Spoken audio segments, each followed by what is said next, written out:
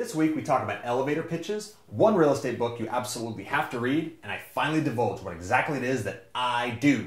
Why am I sitting here? Let's go! I Love Real Estate Stories, episode number 4.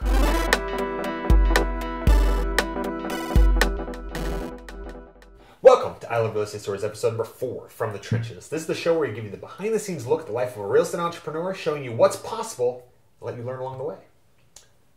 Jason.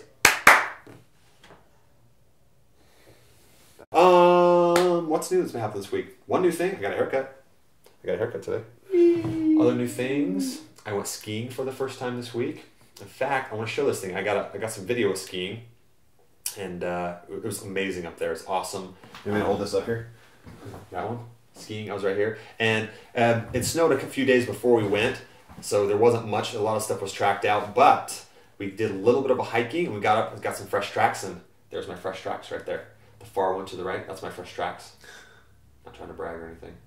No, that was fun. I went skiing. Block time to do skiing. In fact, if you guys watched episode 1, I talk about blocking time and getting things done, being present with where you're at. And I enjoy skiing, but I would not have enjoyed skiing if my phone had been on and buzzing at me all day long. So I noticed a guy. I did have my phone on me. It was on airplane mode, but I was using it to take the pictures and videos that you saw right here. But I saw a guy, had to snap a picture because it was so funny. He's sitting there in his full-on gear, helmet on, everything, and he's just texting or doing whatever he's doing on his phone. So you know what I'd like to see is somebody doing that on a lift. Oh, right before they get to the part where you're supposed to get off. Yeah. I'd like to see somebody just totally bail, just take it in the face. You see it all the time. I think that'd be funny. Really? You laugh at other people's humor? The fails? Sometimes. But I understand. You see that stuff all the time. Yeah. So you guys get our point. Block the time. It'd be funny in a cartoon. Something else that was awesome this week, interesting. We got a new Twitter account. So we've been telling you guys to hit me at McFarland Andy. Got a new Twitter account, and so here's the new Twitter account. And I've been interacting with a guy this week. There was a guy who was into real estate stuff, and he had on his banner he had these mountains. So I said, "What mountain is that?" Because he was obviously a skier, and he told me there's a mountain in Colorado. So I said, "Hey, I'm going skiing." And the day I went skiing, he said, "How was it?" We kind of bantered back and forth, and I sent him a picture, some of those pictures that maybe you guys have seen. My ski day. Bing. So that was fun. So I hit him Jay sent an email in. Jay did? Yeah. Question? I don't know. Yeah. Okay. He wants to know because he's looking at these books back here. Apparently, I don't know how you could miss them. But he wants to know what your recommendation would be for your top or favorite book on real estate. Oh, my top or favorite book on real estate. Good question. Let me answer. Before I answer that question, I want to tell you guys, I like to read a lot nonfiction stuff. And I've had goals in the past where I want to read, 25 books a year or something like that, nonfiction. But I want to tell you guys, getting a book and devouring a book and implementing those things is better than reading like 20 books. So when he said my top book on real estate, I'm going to give you one book on real estate because in the spirit of the book fast, I don't want you guys going out there and having, if I give you 5 books, you're going to want to buy all 5 and you're going to read each one of them. You're not going to get anything out of them because you're not going to take the action on them. So take the time to read the stuff, digest it, implement it, take action on stuff. But I'm going to give you a book. One book on real estate. This is not... There are lots of good real estate investing books, and I've got a few. Wait a minute. What? Is it this one? All right, this is the one. This is the one book you need to read. The Bedtime Stories book. All right. No. So this is the book. If you're going to read... For anybody that wants to be a real estate investor, this is definitely a good, deep and broad, all-around real estate investing book. Now, you might be thinking I'm going to pull out Rich Dad Poor Dad on you. That is a good book. It is a paradigm-shifting book, but it gives you a little nibble of real estate, but it doesn't really give you any depth. This book right here, The Millionaire Real Estate Investor by Gary Keller, is a great book. It gives you good broad and deep understanding about a lot of things. It talks about passive income investing, a little bit of fix and flip for real estate. It talks about building your net worth. Great book. So definitely read this book, devour it. Anybody I've ever showed this book, they're definitely interested, and it's been a good thing for them. So when read did that you book. get it? When did I get it? Yeah. I've had it for a while. I've read it a couple of times. I'm curious if you remember what some of your biggest aha moments were when you first read it. Were there any epiphanies you had, or was it mostly just oh, this is a rad resource type? That is a good question. Do you remember anything like that? It's been a while, I'm sure. So no, I mean I read it pretty recently again. I think The Millionaire Real Estate Investor It's similar to the Millionaire Next Door. The Millionaire Next Door gives you a bunch of stats and kind of statistics about who the millionaires are. They don't drive fancy cars. They don't live in huge houses. They don't have extravagant lifestyles. The Millionaire Real Estate Investor kind of goes through and chronicles different millionaire real estate investors and what they did to get there. And the common theme that's weaved through this whole thing is it talks about buy and hold and long term. Because real estate is great long term because of tax benefits and appreciation and things like that. Fix and flip is good. It's a good income strategy, but it's not a good long-term passive income strategy. So all the richest people that you know in real estate have been long-term buy and hold investors. So this goes over all of the different strategies, all the different ways to market and find properties, but it's got kind of a slant towards the long-term investor, which is the way to build wealth in real estate. So that's a great book. Check this one out. And I wish I got like some sort of affiliate payment for this, but I don't. But anyway, that's good. It'll add value to you guys for sure. So that's a good one. Let's see. I want to tell you guys, we have our first international follower. I actually got an email from a guy in the Philippines. And he sent me a picture of his family. He's in the Philippines. He watches the show. He loves it. He loved episode number 1, which was awesome. And I want to say to him, matagal na hindi nakita kita. Salamat sa sundan. Jologs.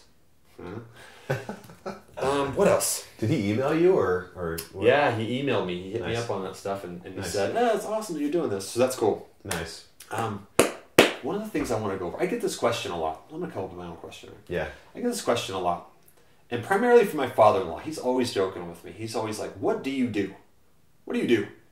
I actually remember that you've told me quite a few times that he still asks you that. He still asks me. You've been married 10 plus years.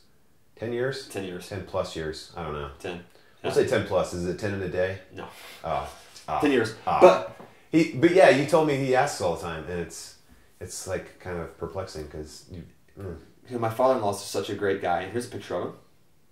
Hardworking guy. He's been a drywall contractor for a long time, so he definitely earns it.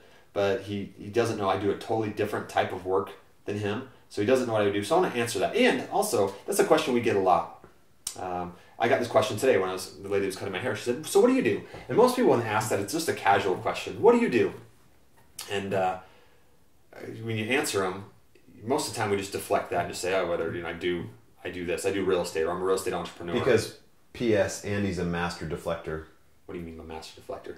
I mean, you're a great negotiator and a great rapport builder, which means you're a great listener and a great deflector.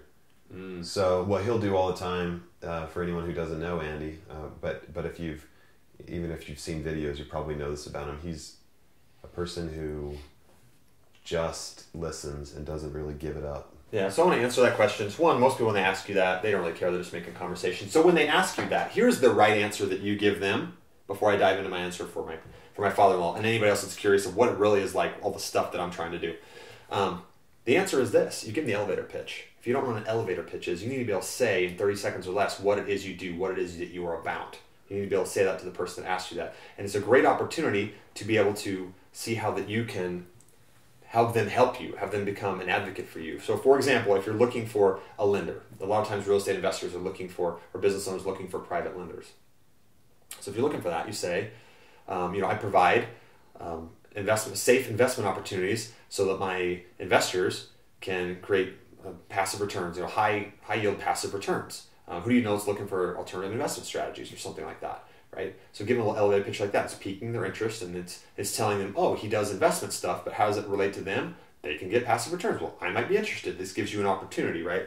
Or somebody else says, what do you do? And you want to find houses to fix and flip. You can say something along the lines of, I help homeowners sell their properties quickly and as is condition without having to fix anything up, without having to pay commissions or closing costs, or even if they're in bad shape and close on the day they want. Do you know anybody that's got a house that they're looking to sell that they want to do in kind of a non-traditional manner like that I might be able to help? That's a way that you can spin that and maybe get a referral out of that for something. So that's good advice.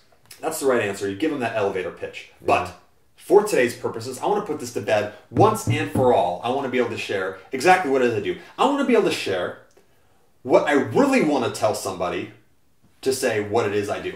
Is that fair? I want to be able to say, here's exactly what I do, what it means when I say I'm a real estate entrepreneur. This is exactly what I'm thinking because I'm not going to dig any deeper, right? But this is exactly what it is. So for anybody that's ever wondered, what does Andy do? Here's what I do. what is it I do? I You sit go around. skiing. I sit around and write checks to myself all day. No. Let me give you Isn't the broad that categories. a joke that he always makes? Yeah, he always says you write checks to yourself all day long. So I own a wholesale company. I'll dig a little bit more on that in a second. I own a retail flipping company. I own a number of rental properties. I do lending. I love real estate stories. I also do a little bit of coaching and educating. Now let me say, in all of those different categories, I've got people that help me in that.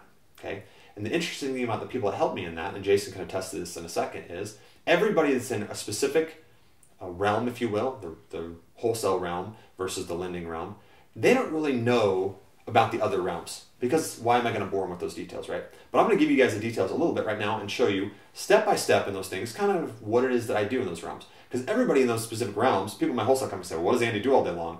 And people, my other assistant or my bookkeeper might say, well, what does Andy do all day long, right? Nobody really knows what it is I do. So and I think the last time I talked to somebody in your wholesale company, they said, so what do you guys do on File of Real Estate Stories? The implication was like that just me and you are doing the stuff for the rest of your day. Okay. Yeah. So let me fill this in with Not true. how it is that what I do from all those categories. You might have thought, oh, there's a lot of things he does there. From the wholesale company, here's specifically what I do with the wholesale company. I manage the managers. So we've got a lot of people that are in there. There are a lot of people that are doing stuff. We're doing a lot of deals. In fact, this week we did 6 deals this week, right? So I meet with my chief operating officer. We have a couple hours blocked time meeting specifically for that, high level vision stuff, and any issues that come up, we solve them at a high level. He disseminates that down through everybody. We do that. We also have a weekly meeting with everybody in the wholesale company, so we all can get together and kind of have a huddle meeting. We talk about what's going on for the week and keep everyone on the same page. So besides those 2 key meetings, I do tasks throughout the week for the wholesale company specifically. Right? Besides that, for the retail flipping company, I've got 2 project managers, each of which doesn't know what the other one is doing. I'm the only hub there, and I meet with them once a week about where they're at with the projects, what projects they're working on, any problems they've got that we can kind of work through those problems together. So that's what I do in the retail flipping company. In the rental company, again, totally separate from anything else. I've got rental properties that I've got a assistant that helps me with that, and I've got a bookkeeper that helps me with that. So any issues that come up with vacancies or collections or any of that stuff, sometimes they can handle it on their own, but then they'll bring the problems to me, they bring the issues to me, and I'll have to solve those as they come up. So things like that can happen. The lending company.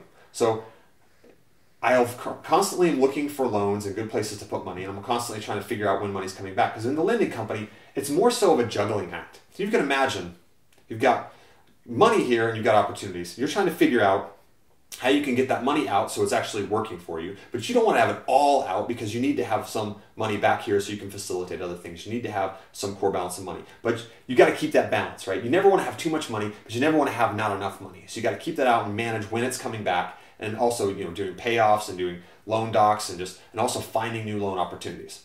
So that's what you do in the lending company. And besides just the normal lending stuff, I've got self-directed IRAs that I work through. So I've got health savings account, I've got a Roth IRA, I've just got a SEP IRA, I've got a normal IRA. So all those things, again, it's a lending capacity, but it's also figuring out how to get that stuff out. So we're doing that. I love real estate stories. Jason is a full-time job. We meet once a week. Well, once a week we do this show, and also we talk about what the goals are for the week, what videos we're working on, what he's working on. Prioritizing. What to happen. Jason really has nothing to do with the wholesale company, retail flipping company, rental company, lending company. In fact, he's hearing this for the first time, probably thinks like, wow, I didn't know you necessarily did all those things, right? But when he and I interact, all he knows is this world that we interact in, which is the I Love Real Estate Stories world, which is the most important world to him, and that's how it should be, right? But we get in here, we dive deep on the I Love Real Estate Story world, make these things. And the last world is a little bit of coaching and educating. I have had private students in the past. I'm moving away from that. I'm moving to an online platform, which you guys might hear about in the coming weeks. But I get people all the time to hit me up for stuff, say, hey, let's go to lunch. Hey, can I pick your brain? Can I do these things? I love it. I love the opportunity to help people. The reason I'm doing this is because I want to be able to give this information in a more condensed manner to people that want to watch it and get value from this stuff. Like I said, the purpose of this is to show you behind the scenes, real estate entrepreneur in the trenches, so I can give you those ahas, those learning opportunities, and to see what I'm doing so that you can also learn from that.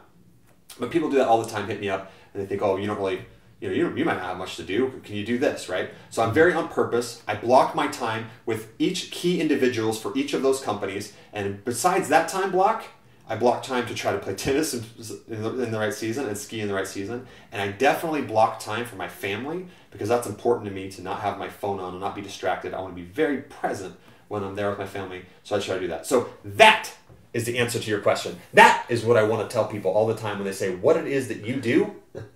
That's what I want to tell them that I can't tell them because really, they don't care. So and you're too busy listening to them. And I'm too busy listening to them because really people just want to talk about them anyway.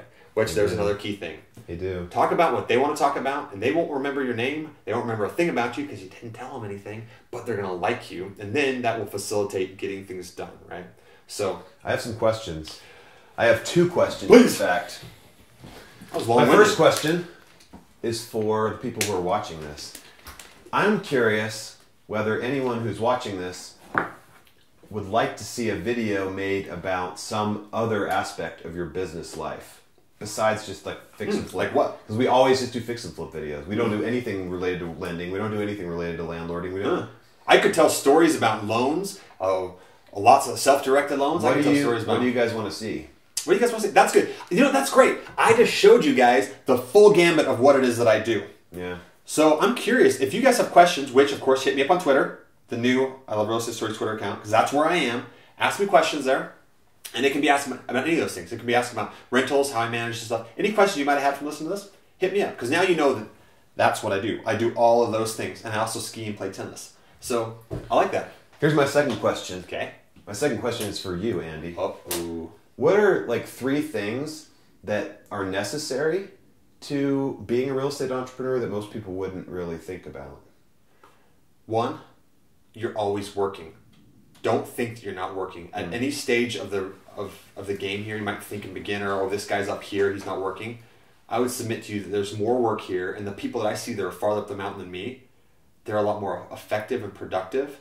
They're still working really hard. You just learn to manage the work better, block the time, and be better with your working more effectively, huh? Working more effectively. But there's always this roller coaster, but there's always work. So never think that you're not working. I feel like I work smarter, but man, I look at some people that for this stuff, I feel like I've got a full plate, and maybe I'm hoping that getting a little sympathy from some people here today. Chris, my father-in-law, I hope you just recognize I do work, but as much as I feel like my plate is full, honestly, guys, I know people. There's people in my real estate world, mentors, if you will, to me, that I'm blown away by what they do. What I do pales in comparison. It's like a 1/10 of what they do, and I look at them and I say, how do you get that stuff done? And you know what they would say to me? It's the stuff I've told you guys before. It's blocking time. It's being on purpose. It's not being distracted. I mean, I looked at one of my friends there. If I mentioned his name, you'd know who he was. He's a top real estate guy. And he was showing me something on his phone, and I happened to notice, the little indicator for text message, and when he got into his email for something, the little blue dot that indicated he hadn't read them. A lot of voicemails, text messages, and emails. And what that tells me is he's got the courage to not react to those things. He's on purpose with what he's doing with his goals. So that's the second thing I want to tell you guys. Yeah. Setting those mini goals. I have goals that I have for my year this year. I write them every day. I write them every day in this journal. I really do. I write them every day in this journal. So I know what I'm trying to do. I'm on purpose. You rewrite the same goals? I rewrite them every day from memory. So that they're... I rewrite my goals every day in your mind? From memory. I don't read them and translate them. I rewrite them every day from memory to keep them fresh on my mind. I love that. But those are my broad goals, but there's sub-goals that are going to get me to my broad goals. And those sub-goals, they pertain to people in my wholesale company, my retail flipping company, lending company, and also I Love Real Estate Stories. So Jason, when I meet with him every week, that block time that I meet with him, we talk about goals for the week, don't we? We do, yeah. What are you trying to accomplish? And then we also break down goals for what day you're going to accomplish this or accomplish that when you have this video finished, right? So I do that with him, and I do that with everybody else that I work with. I have the goals. It's like, where are we going? This is where we're going, okay? And then we have these checkpoints weekly. I have checkpoints daily. I have checkpoints weekly with that too. I think it's fantastic how you follow up, because we get a lot of stuff done together with I Love Real Estate Stories because you follow up. That's important, guys. And when you're working with people like this, it's very important to give them praise. And I'll ask Jason how he feels about this, but go in there and really praising and praising them for what they're doing really well. And obviously everybody's got something they can improve on, but praise what they're doing well. Follow with what they were supposed to do. And if they didn't get all sincerely, stuff, because I've never felt like anything you ever praised me for, it never feels contrived, which to me says that it's sincere. Because I think that you can kind of tell when someone's just like being insincere and just when they're checking a box and saying give them sincere praise. What I'm telling you is when you've say got these broad goals, go there and make that person accountable, just like I'm accountable to people. Make that person accountable. That you meet every week and say, did you get those things done? No. Why didn't you get them done? Okay, it was great that you did these things. Let's move on and do these things the next week. So you've got these little checkpoints every week that are going to point towards accomplishing your main goal. So that's definitely something you can do. I look up the mountain at the people who are metaphorically higher than I am, and that's what they do. I see these people, they just get more and more focused and blocking their time and making sure they're doing the things that they know they need to do. And one of the things that I'm doing that's extremely hard for me because I'm a people pleaser. I'm a people pleaser.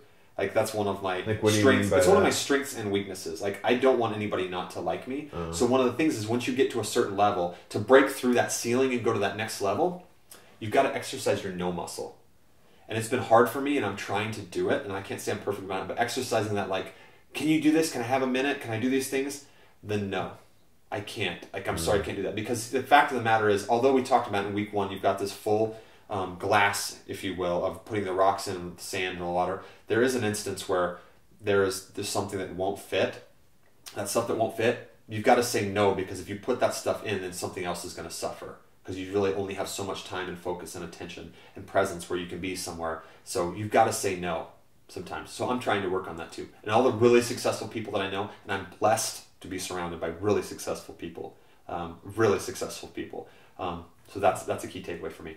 So for you guys, I hope this was valuable for you guys this week. It was valuable for me to once and for all dump it off and say, this is what I do. What I wish I could tell everybody, but I have to deflect and I have to say, I'm in real estate. And let them assume I'm a real estate agent or whatever. So email me at Andy@iloverealestatestories.com or hit me on Twitter, right, the Twitter account. And let me know what you're thinking. Let me know what your questions are. And I hope you guys enjoy this interaction because I enjoy mind dumping on you guys every week. So we'll see you guys next week. See ya.